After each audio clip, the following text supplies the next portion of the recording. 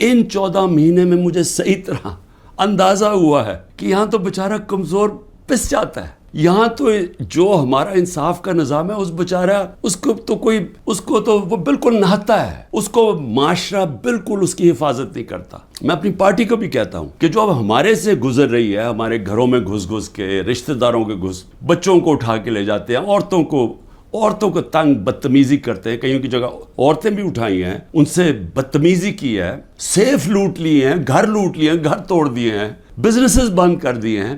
تو یہ جو ہمارے سے ہو رہا ہے یہ سارے کمزور طبقے سے ہوتا ہے پاکستان میں, جب وہ طاقتور کے سامنے اس کا ٹاکرا ہوتا ہے. میرا جو آج عزم ہے وہ اور سٹرونگ ہوا ہے, اور مضبوط ہوا ہے کہ یہ ایک جہاد ہے انصاف کی. کیوں اللہ کے پیغمبروں نے سب نے انصاف کے اوپر بات کی تھی؟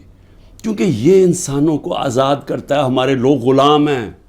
حقیقی آزادی اس لیے ہے. تفتیش کیا تھی جی کہ 9 مئی کو بہت بڑی سازش ہوئی, اور آپ مجھے پوچھ رہے ہیں کہ آپ سازش کا حصہ تھے. میں نے ان کو کہا سازش ہوئی, اس میں کوئی شک نہیں, وہ سازش تھی, لیکن سازش سے فائدہ کس کو ہوا اور نقصان کس کو ہوا؟ اگر سازش سے ہمیں فائدہ ہوتا تو تبھی آپ کہتے نا کہ ہم نے سازش کی ہے. یہ سارے جو آج اوپر بیٹھے ہوئے ہیں ان کو فائدہ ہوا ہے, اور ان کو فائدہ کس نے کروایا؟ ملک کی اسٹیبلشمنٹ نے. اور انہوں نے کامیابی سے اسٹیبلشمنٹ کو استعمال کیا, اور انہوں نے اس اسٹیبلشمنٹ کو ان کے ساتھ مل کے سازش کی. یہ سازش کبھی نہ ہوتی جب یہ دونوں مل کے نہ کرتے. اور بہت بڑی سازش ہمارے سے نہیں ہوئی, پاکستان سے ہوئی ہے. پہلے سے ہی تیاری تھی کہ جو بھی رد عمل آئے گا وہ پہلے سے تیار بیٹھے تھے کہ انہوں نے یہ بلڈنگ چلانی ہے. اور میں انشاءاللہ جس دن انڈیپینڈنٹ انویسٹیگیشن ہوئی میں ثابت کروں گا. عسکری ٹاورز کا ایک گواہ ہے,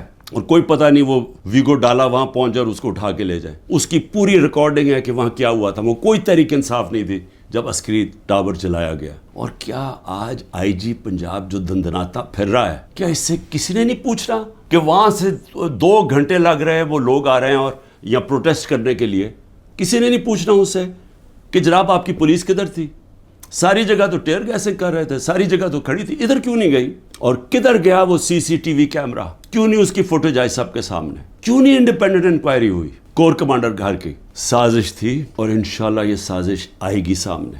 مجھے کہتے جی آپ کے لوگ کیوں گئے وہاں, کنٹونمنٹ میں کیوں گئے, تو فلانی جگہ کیوں گئے, آپ نے پہلے سے تیار کیا ہوا تھا. میں نے ان سے پوچھا کہ جب مجھے کمانڈو ایکشن سے اٹھایا جا رہا ہے وہاں, تو کدھر جانا تھا لوگوں نے پروٹیسٹ کرنے؟ تو اس کی باتوں سے مجھے یہ لگا کہ آپ کو پرامن احتجاج کرنے کی اجازت نہیں ہے کہیں GHQ کے سامنے یا کنٹونمنٹ کے سامنے.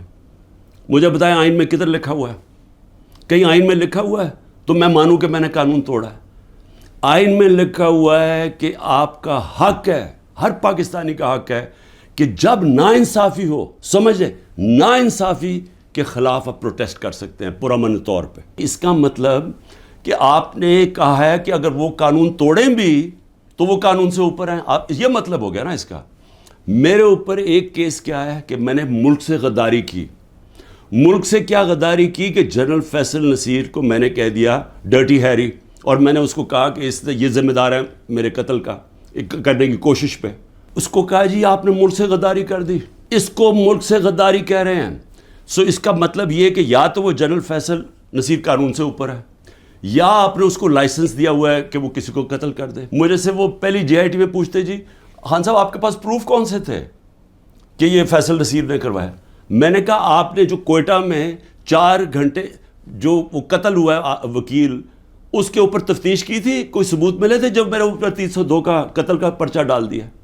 کیا جب ضلع شاہ جب مرا تھا تو 3 دن میرے اوپر 302 جب قتل کا پرچہ لگایا تھا, آپ نے تفتیش کی تھی؟ تو جب FIR کا مطلب ہوتا ہے فرسٹ انویسٹیگیٹنگ رپورٹ, تو جب وہ تفتیش ہوگی تو پتہ چلے گا نا. بیان لیے جا رہے ہیں جو جیلوں کے اندر لوگ ہیں, جو خاص طور پہ جن کو انہوں نے سمجھا جی جیو فینسنگ میں آ گئے, ان سے بیان کیا لیا جا رہا ہے؟ میرے سینئر لیڈرشپ جو جیلوں میں ہے کہ جی 164 کا بیان دیں کہ عمران خان نے ہمیں حکم دیا تھا کہ وہاں جا کے گھر جلاؤ, یہ عمران خان کا حکم ہے. یہ ان سے بیان لے رہے ہیں.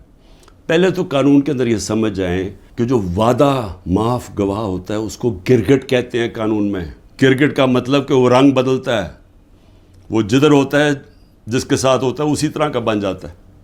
اس کی کوئی اہمیت نہیں ہوتی. 2 مہینے سے کوشش کر رہے ہیں. اعظم خان کو ادھر پکڑا ہوا ہے, سینئر پاکستان کا سینئر بیوروکریٹ, اس کو اغوا کیا ہوا ہے.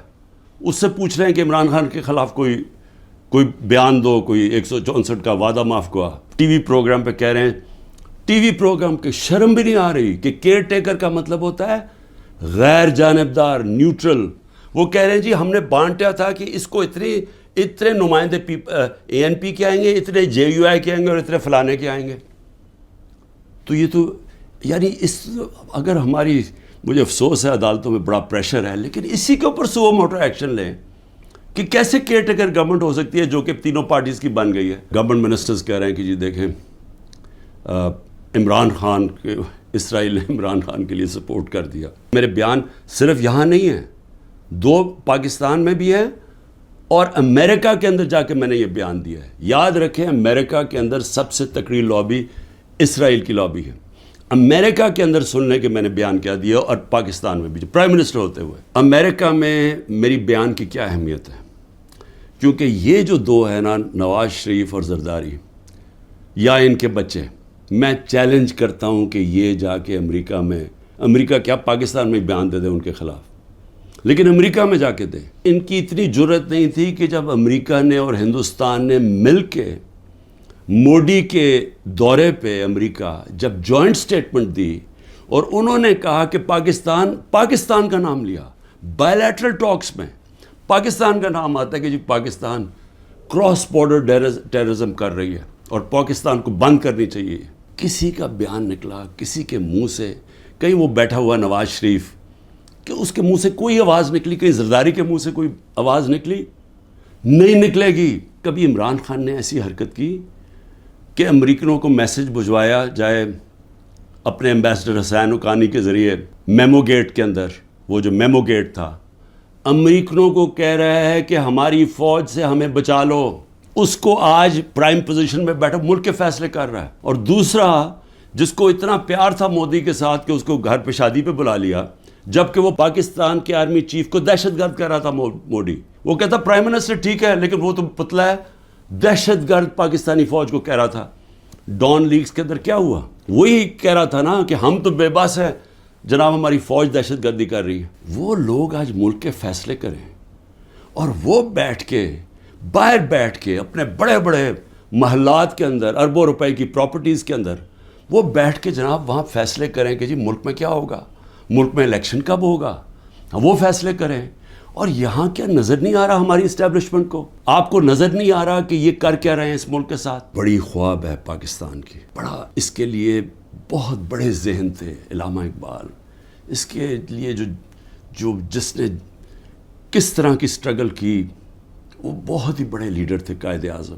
یہ ہمیں بدترین غلامی کی طرف جو لے کے جایا جا رہا ہے, نہ کوئی انسانیت رہے گی, نہ کوئی حقوق ہے, جو مرضی چاہے کریں, کوئی قانون توڑیں, چوروں کو اوپر بٹھا دو.